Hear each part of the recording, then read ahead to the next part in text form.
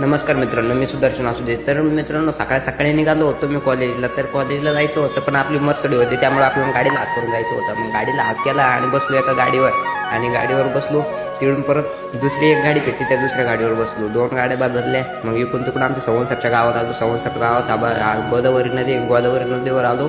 एकदम असं धुकं पडलेलं होतं, आणि एकदम असं वातावरण, थंडी होती ना भयानक, मापच नाही. वातावरण पण असं नजारा एकदम पाण्यासारखं झालं होतं. थंडीचं सकाळ सकाळी धुकं बिकं होतं.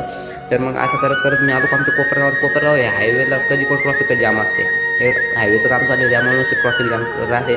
मग मी आलो आता कॉलेजमध्ये आल्यानंतर व्हिडिओ काढत होतो. कॉलेजमध्ये मला जसं असं भेव वाटल्यासारखं झालं. पण म्हटलं चला आता काढू व्हिडिओ, आपल्या भावाला भेटायचं होतं रुद्राला. मग कॉलेजमध्ये आपला भाऊ भेटला, NCCला आहे बघा. मग आपल्या भावाला भेटलो, त्यासोबत थोडंसं गप्पा बिप्पा मारल्या. म्हणलं आता चल लवकर त्याला त्याच्या कॉलेजमध्ये सोडलं त्याला. म्हणलं सर भावा आता जातो मी, मला कामाला जायचं आहे.